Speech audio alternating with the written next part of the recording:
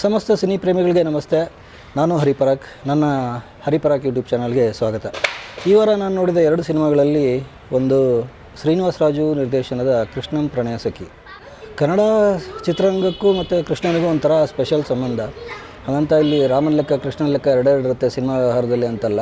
ಸಿನಿಮಾಗಳ ಹೆಸರಿನ ವಿಷಯ ಬಂದರೆ ಕೃಷ್ಣನ ಹೆಸರಿಟ್ಕೊಂಡು ಬಂದಿರೋಂಥ ಸಿನಿಮಾಗಳಿಗೆ ಲೆಕ್ಕನೇ ಇಲ್ಲ ಅಂತ ಅನ್ಬೋದು. ಅದರಲ್ಲೂ ನಮ್ಮ ಅಜಯ್ ರಾವ್ ಅವರಂಥ ಆ್ಯಕ್ಟ್ರ್ಗಳು ಮತ್ತು ಇನ್ನು ಕೆಲವರು ಕೃಷ್ಣನ ತಮ್ಮ ಟ್ರೇಡ್ ಮಾರ್ಕ್ ಥರ ಮಾಡ್ಕೊಂಡ್ಬಿಟ್ಟಿದ್ದಾರೆ. ಈವನ್ ಗೋಲ್ಡನ್ ಸ್ಟಾರ್ ಗಣೇಶ್ ಕೂಡ ಕೃಷ್ಣ ಅಂತಲೇ ಒಂದು ಸಿನಿಮಾ ಮಾಡಿದರು. ಈಗ ಅವ್ರದ್ದೇ ಇನ್ನೊಂದು ಸಿನಿಮಾ ಕೃಷ್ಣಂ ಪ್ರಣಯ ಸಖಿ ಬಂದಿದೆ. ಒಂದು ವಿಷಯ ನಿಮಗೆ ಮೊದಲೇ ಹೇಳ್ಬಿಡ್ತೀನಿ. ಕೃಷ್ಣಂ ಪ್ರಣಯ ಸಖಿ ಸಿನಿಮಾ ಹೇಗಿದೆ ಅಂತ ಕೇಳಿದ್ರೆ ಚೆನ್ನಾಗಿದೆ ಅಂತ ಹೇಳ್ಬೋದು. ಆದರೆ ಹೊಸ ರೀತಿಯ ಕಾನ್ಸೆಪ್ಟ್ಗಳು, ಹೊಸ ಥರದ ಯೋಚನೆಗಳು ಎಲ್ಲ ಇಟ್ಕೊಂಡು ಇಂದಿನ ಪೀಳಿಗೆ ನಿರ್ದೇಶಕರು ಅದು ಇವರ ಬಿಡುಗಡೆ ಆಗಿರೋ ತಮಿಳಿನ ತಂಗಳಾಂತರದ ವಿಭಿನ್ನ ಸಿನಿಮಾಗಳನ್ನು ಮಾಡ್ತಾಯಿದ್ರೆ ನಮ್ಮ ಕನ್ನಡ ಇಂಡಸ್ಟ್ರಿಯವರು ಇನ್ನೂ ಅದೇ ಹಳೆ ಕಥೆ ಇಟ್ಕೊಂಡು ತಂಗಳನ ಥರ ಸಿನಿಮಾ ಮಾಡ್ತಿದ್ದಾರೆ ಅನ್ನೋ ಥರ ನೀವೇನಾದರೂ ಕಂಪ್ಲೇಂಟ್ ಮಾಡೋರಾದರೆ ಈ ಸಿನಿಮಾ ನಿಮಗೆ ಇಷ್ಟ ಆಗೋಲ್ಲ. ಅದನ್ನು ಬಿಟ್ಟು ನಾನು ಸಿನಿಮಾಗಳನ್ನ ಅಷ್ಟೊಂದೆಲ್ಲ ಸೀರಿಯಸ್ಸಾಗಿ ತಗೊಳ್ಳಲ್ಲಪ್ಪ. ನನಗೇನಂದರೆ ಒಂದು 2.5 ಗಂಟೆ ಕಾಮಿಡಿ, ಹಾಡುಗಳು, ರೊಮ್ಯಾನ್ಸು, ಒಂದಷ್ಟು ಕಲರ್ಫುಲ್ ವಿಜುವಲ್ಸು, ಆ್ಯಕ್ಟಿಂಗು, ಸೆಂಟಿಮೆಂಟು ಒಂದಷ್ಟು ಇದ್ದರೆ ಸಾಕು, ನಾನು ಸಿನಿಮಾ ನೋಡ್ತೀನಿ ಅನ್ನೋದಾದರೆ ಇದು ನಿಮಗೆ ಹೇಳಿ ಮಾಡಿಸಿದಂಥ ನಿಮ್ಮ ಕ್ಯಾಟಗರಿಯ ಸಿನಿಮಾ. ಆ ಕಾರಣಕ್ಕೆ ಕೃಷ್ಣಂ ಪ್ರಣಯ ಸಖಿ ಸಿನಿಮಾದಲ್ಲಿ ನೀವು ಹೊಸತನ ಹುಡ್ಕೋಕೆ ಹೋದರೆ ಅದು ಅಪರಾಧ ಆಗುತ್ತೆ. ಬರೀ ಮನರಂಜನೆ ಹುಡುಕಿದರೆ ಖಂಡಿತ ನಿಮಗೆ ನಿರಾಸೆ ಆಗೋದಿಲ್ಲ. ಯಾಕಂದರೆ ಅದೇ ಹಳೆ ಕಾನ್ಸೆಪ್ಟ್ ಆದರೂ ಸಿನಿಮಾದಲ್ಲಿ ಲವಲವಿಕೆ ಇದೆ, ಅದಕ್ಕೆ ತಕ್ಕಂಗೆ ಒಂದು ದೊಡ್ಡ ತಾರಾಗಣ ಇದೆ. ಜೊತೆಗೆ ಗೋಲ್ಡನ್ ಸ್ಟಾರ್ ಗಣೇಶ್ ಥರದ ಒಂದು ಫೇಸ್ ವ್ಯಾಲ್ಯೂ ಇರುವಂಥ ಹೀರೋ ಇದ್ದಾರೆ.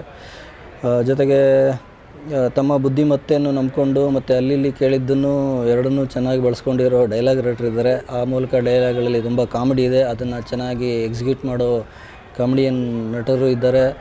ನಾನ್ ಸ್ಟಾಪಾಗಿ ಎಂಟರ್ಟೈನ್ಮೆಂಟ್ ಇದೆ, ಕೇಳ್ತಾನೆ ಇರಬೇಕು ಅನಿಸುವಂಥ ಹಾಡುಗಳಿವೆ. ಸೊ ಒಂದು ಕಮರ್ಷಿಯಲ್ ಸಿನಿಮಾ ಆಗಿ ನಿಮಗೆ ಏನೇನು ಎಕ್ಸ್ಪೆಕ್ಟ್ ಮಾಡ್ತೀರೋ ಒಂದು ಬೇಸಿಕ್ ಲೆವೆಲಲ್ಲಿ ಅದೆಲ್ಲವೂ ನಿಮಗೆ ಈ ಸಿನಿಮಾದಲ್ಲಿ ಸಿಗುತ್ತೆ. ಈ ಸಿನಿಮಾ ಸುಮಾರು 2 ಗಂಟೆ 41 ನಿಮಿಷ ಏನೋ ಇದೆ, ಅಂದರೆ ಆಲ್ಮೋಸ್ಟ್ 2-3 ಗಂಟೆ ಆಗುತ್ತೆ.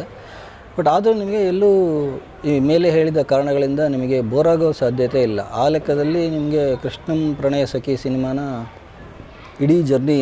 ಇಡೀ ಜರ್ನಿ ನಿಮಗೆಲ್ಲೂ ಅಷ್ಟು ಉದ್ದ ಇದ್ದರೂ ಕೂಡ ಕಷ್ಟಂ ಪ್ರಯಾಣ ಸಖಿ ಅಂತೆಲ್ಲ ಅನಿಸಲ್ಲ. ಹೇಳಿ ಕೇಳಿ ಗೋಲ್ಡನ್ ಸ್ಟಾರ್ ಗಣೇಶ್ ಅವರು ಇಂಥ ಚಿತ್ರಗಳಿಗೆ ಹೇಳಿ ಮಾಡಿಸಿದಂಥ ನಟ. ಮತ್ತು ಅವರು ಇಂಥ ಸಿನಿಮಾಗಳನ್ನೇ ಮಾಡೋದಕ್ಕೆ ಹೆಸರುವಾಸಿ ಕೂಡ. ಅವರು ಸಿನಿಮಾಗಳ ಸೆಲೆಕ್ಷನಲ್ಲೂ ಕೂಡ ತೀರಾ ಎಕ್ಸ್ಪೆರಿಮೆಂಟ್ ಮಾಡೋಕ್ಕೆ ಹೋಗಲ್ಲ. ಈ ಸಿನಿಮಾದಲ್ಲಿ my marriage is fixed, I am ready to take risk ಅಂತೆಲ್ಲ ಹಾಡಿ ಡ್ಯಾನ್ಸ್ ಮಾಡಿದರೂ ಕೂಡ ಅವರು ಸಿನಿಮಾದ ಆಯ್ಕೆ ವಿಷಯದಲ್ಲಿ ನಾನು ಜಾಸ್ತಿ ರಿಸ್ಕ್ ತಗೊಳ್ಳಲ್ಲ ಅನ್ನೋದನ್ನು ಈ ಸಿನಿಮಾದ ಮೂಲಕ ಮತ್ತೊಮ್ಮೆ ಪ್ರೂವ್ ಮಾಡಿದ್ದಾರೆ. ಹಾಗಾಗಿ ಇದು ಅವರನ್ನು ಇಷ್ಟಪಡೋರಿಗೆ, ಅವರ ಅಭಿಮಾನಿಗಳಿಗೆ ಖಂಡಿತ ಇಷ್ಟ ಆಗುವಂಥ ಸಿನಿಮಾ. ಇನ್ನು ನಿರ್ದೇಶಕ ಶ್ರೀನಿವಾಸ್ ರಾಜು ಅವರು ಅವರ ಹಿಂದಿನ ಚಿತ್ರಗಳಾದ ಕೋಟೆ, ಶಿವಂ ಮತ್ತು ದಂಡುಪಳ್ಯ ಸೀರೀಸ್ ಈ ಥರ ಆ್ಯಕ್ಷನ್ ಥ್ರಿಲ್ಲರ್ ಥರದ ಸಿನಿಮಾಗಳಿಗೆ ಹೆಸರಾದವರು. ಈ ಸಿನಿಮಾದಲ್ಲಿ ಹೊಸ ಜನರನ್ನ ಟ್ರೈ ಮಾಡೋಣ ಅಂಥೇಳಿ ತುಂಬ ಜನರ ಸ್ಟಾರ್ ಕ್ಯಾಸ್ಟ್ ಹಾಕ್ಕೊಂಡು ಒಂದು ಫ್ಯಾಮಿಲಿ ಸ್ಟೋರಿ ಮಾಡಿದ್ದಾರೆ ಶ್ರೀನಿವಾಸ್ ರಾಜು ಅವರು. ತುಂಬ ಜನನ ತುಂಬ ಚೆನ್ನಾಗಿ ಬಳಸ್ಕೊಂಡಿದ್ದಾರೆ. ಆದರೂ ಕೂಡ ಎಷ್ಟು ಅಂತ ಬಳಸ್ಕೊಳಕ್ಕಾಗುತ್ತೆ ಅನ್ನೋ ಥರದಲ್ಲಿ ರಾಮಕೃಷ್ಣ ಅಶೋಕ್ ಅವರಂಥ ಹಿರಿಯ ನಟರು ಎಲ್ಲೋ 1-2 ಸೀನ್ಗಳಿಗೆ ಮಾತ್ರ ಸೀಮಿತ ಆಗೋದು ಸ್ವಲ್ಪ ಬೇಜಾರಾಗುತ್ತೆ. ಇನ್ನು ಕೃಷ್ಣಂ ಪ್ರಣಯ ಸಖಿ ಸಿನಿಮಾದ ಕಥೆ ನೋಡೋಕೆ ಹೋದರೆ ನಿಮಗೆ ಅದರಲ್ಲಿ ಸುಮಾರು ಕಥೆಗಳು ಕಾಣಿಸ್ತವೆ, ಸುಮಾರು ಸಿನಿಮಾಗಳು ಕಾಣಿಸ್ತವೆ.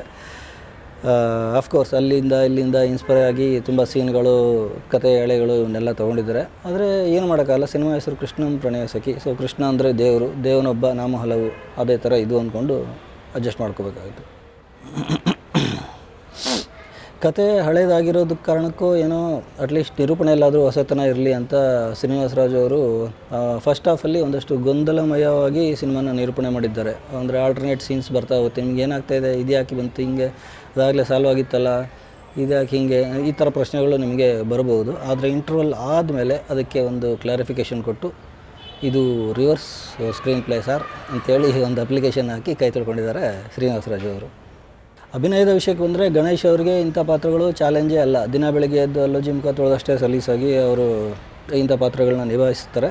ಈ ಸಿನಿಮಾದಲ್ಲೂ ಹಾಗೆ ಮಾಡಿದ್ದಾರೆ. ಆದರೆ ಅವರಿಗೆ ಭಿನ್ನವಾದ ಪಾತ್ರಗಳಲ್ಲಿರೋ ನಾಯಕಿಯರಾದ ಮಾಳವಿಕಾ ಮತ್ತು ಶರಣ್ಯ ಅವರು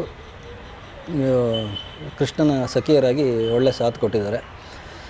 ಇನ್ನು ಉಳಿದ ಎಲ್ಲ ಪಾತ್ರಧಾರಿಗಳ ಅಭಿನಯದ ಬಗ್ಗೆನೂ ಹೇಳ್ತಾ ಹೋದರೆ ಸಿನಿಮಾ ಥರ ರಿವ್ಯೂ ಕೂಡ ಅಷ್ಟೇ ಉದ್ದ ಆಗಿಬಿಡುತ್ತೆ. ಸೊ ಹಂಗಾಗಿ ಅದನ್ನು ಹೇಳಿದೆ. ಆದರೆ ಹಂಗಂತ ಕೆಲವರ ಹೆಸರು ಹೇಳದೆ ಹೋದರೆ ತಪ್ಪಾಗುತ್ತೆ. ಅದರಲ್ಲಿ ಪ್ರಮುಖವಾದ ಹೆಸರುಗಳು ಅಂದರೆ ರಂಗಾಯಣ ರಘು ಮತ್ತು ಸಾಧು ಕೋಕಿಲ ಅವ್ರದ್ದು. ಇವರಿಬ್ಬರೂ ಈ ಹಿಂದೆ ಕೂಡ ಗಣೇಶ್ ಅವ್ರ ಜೊತೆ ತುಂಬ ಸಿನಿಮಾಗಳು ಮಾಡಿದ ಹಿಸ್ಟ್ರಿ ಇರೋರು. ಹಾಗಾಗಿ ಗಣೇಶ್ ಜೊತೆಗಿನ ಅವರ ಕೆಮಿಸ್ಟ್ರಿ ಇಲ್ಲೂ ವರ್ಕೌಟ್ ಆಗಿದೆ. ಅದು ಜನಕ್ಕೆ ಖುಷಿ ಕೊಡುತ್ತೆ. ಇನ್ನು ಮೊದಲೇ ಹೇಳಿದಂತೆ ಅರ್ಜುನ್ ಜನ್ಯ ಅವರ ಸಂಗೀತದಲ್ಲಿ ಎಲ್ಲ ಹಾಡುಗಳು ಕೇಳೋಕ್ಕೂ ನೋಡೋಕ್ಕೂ ಖುಷಿ ಕೊಡುತ್ತವೆ. ಇನ್ನು ನಿರ್ಮಾಪಕರು ಸಿನಿಮಾ ರೀಚ್ ಆಗಿದ್ದರೆ ಚೆನ್ನಾಗಿ ಜನಕ್ಕೆ ರೀಚ್ ಆಗುತ್ತೆ ಅನ್ನೋ ನಂಬಿಕೆ ಇರೋರು ಅನಿಸುತ್ತೆ. ಧಾರಾಳವಾಗಿ ಎಲ್ಲೂ ಕೊರತೆ ಮಾಡದೆ ಒಳ್ಳೆ ರಿಚಾಗಿ ಸಿನಿಮಾ ಮಾಡಿದ್ದಾರೆ. ಒಟ್ಟಾರೆ ಹೇಳೋದಾದರೆ ನಮ್ಮ ಸಿನಿಮಾ ಇಂಡಸ್ಟ್ರಿಯಲ್ಲಿ ಇಂಥದ್ದೊಂದು ಸಿನಿಮಾ ಬಂದಿದೆ ನೋಡ್ರಪ್ಪ ಅಂತೇಳಿ ಅದೇ ತಟ್ಕೊಂಡು ಹೆಮ್ಮೆಯಿಂದ ಹೇಳೋಕ್ಕಾಗದೇ ಇದ್ದರೂ ಜನ ಥಿಯೇಟ್ರಿಗೆ ಬರದೇ ಇರೋ ಈ ಟೈಮಲ್ಲಿ ಜನನ ಕರೆಸುವಂಥ ತಾಕತ್ತಿರೋ ಒಂದು ಮಾಮೂಲಿ ಕಮರ್ಷಿಯಲ್ ಸಿನಿಮಾ ಕೃಷ್ಣಂ ಪ್ರಣಯ ಸಖಿ ಅಂತ ಖಂಡಿತ ಹೇಳ್ಬೋದು.